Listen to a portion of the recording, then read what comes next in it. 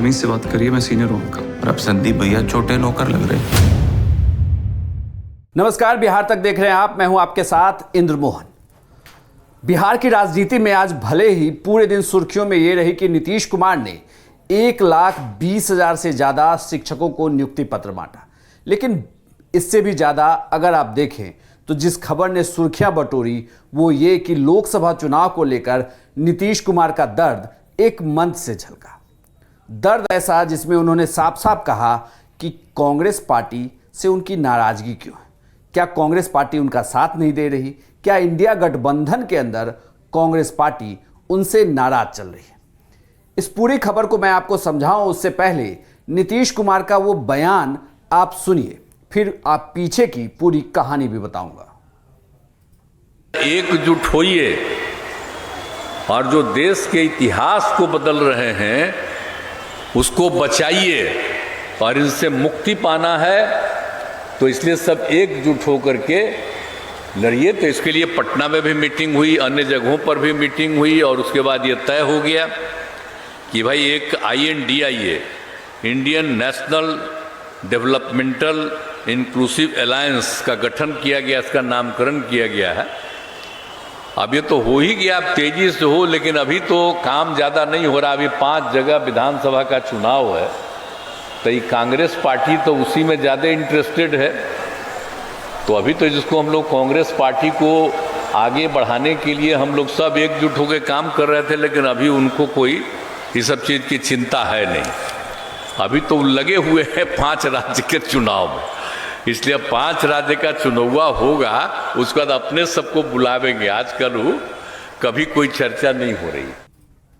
अगर आपने गौर किया होगा तो नीतीश कुमार जिस मंच से बोल रहे थे उनके ठीक पीछे लिखा हुआ है भाजपा हटाओ देश बचाओ। इसी भाजपा को चुनाव में मात देने के लिए नीतीश कुमार ने विपक्षी दलों को एक साथ किया, तमाम राज्यों का दौरा किया, पटना में सबसे पहले बैठक हुई, उसके बाद इंडिया गठबंधन भी अब बन गया। लेकिन इस इंडिया गठबंधन के अंदर अब जिस दल की सबसे ज्यादा चर्चा है यानी कि कांग्रेस, वो दल फिलहाल शांत है, और यही बात शायद नीतीश कुमार को सता रही है। तभी तो नीतीश कुमार ने CPI के मंच से ये बातें कही कि जिस दल के लिए हम लोगों ने इतना कुछ किया वो दल 5 राज्यों के चुनाव में व्यस्त है। तो इसे क्या माना जाए कि नीतीश कुमार की नाराजगी अब जग जाहिर हो गई है। नीतीश कुमार चाहते थे कि इंडिया गठबंधन को लेकर जिस तरीके से मीटिंग हुई, मीटिंग का दौर चलता रहता, लगातार सुर्खियों में यह गठबंधन रहता, सीट शेयरिंग की बात होती, राज्यों की पार्टियां चुनाव में अपने अपने उम्मीदवारों को लेकर चर्चा करती और अभी से ही मतदाताओं के बीच में उम्मीदवार होते। लेकिन गठबंधन तो बन गया है, लेकिन अभी भी चर्चा हो नहीं रही। नीतीश कुमार ने यह साफ तौर पर कहा कि सीट को लेकर सब ठंडा पड़ा है, कहीं कोई बातचीत ही नहीं हो रही है। जिस दल को लगना चाहिए था, जिस दल के लिए हमने सब कुछ किया, वो दल फिलहाल 5 राज्यों के चुनाव में व्यस्त है। महागठबंधन या यूं कहें कि इंडिया गठबंधन का पूरा मामला ठंडा पड़ गया। अब इसके पीछे की आप कहानी को सुनिए। नीतीश कुमार जब इस गठबंधन की अगुवाई करने के लिए उतरे और उन्होंने विपक्षी गठबंधन के तमाम दलों को एक एक करके जोड़ा, उसके बाद कहीं ना कहीं ये चर्चा आम हो गई थी कि जो मुंबई में बैठक होगी उस बैठक से नीतीश कुमार के कन्वेनर होने का रास्ता निकलेगा, यानी कि नीतीश कुमार इंडिया गठबंधन के संयोजक हो जाएंगे। लेकिन ऐसा हो ना सका। 3 मीटिंग हो गई और नीतीश कुमार के पास कोई भी पद नहीं।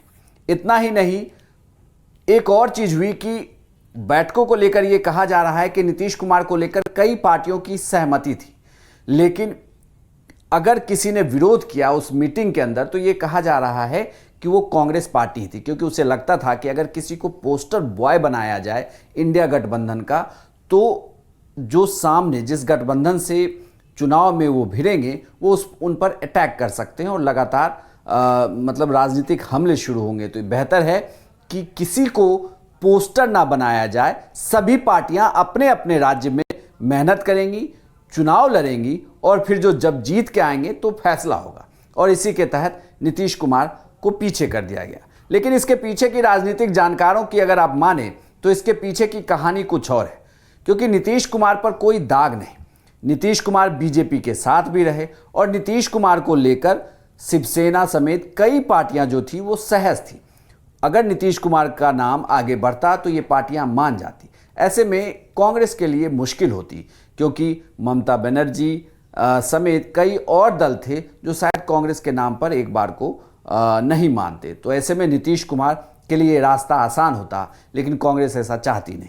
दूसरी बड़ी बात यह कही जा रही है कि लालू यादव और कांग्रेस की नज़दीकी।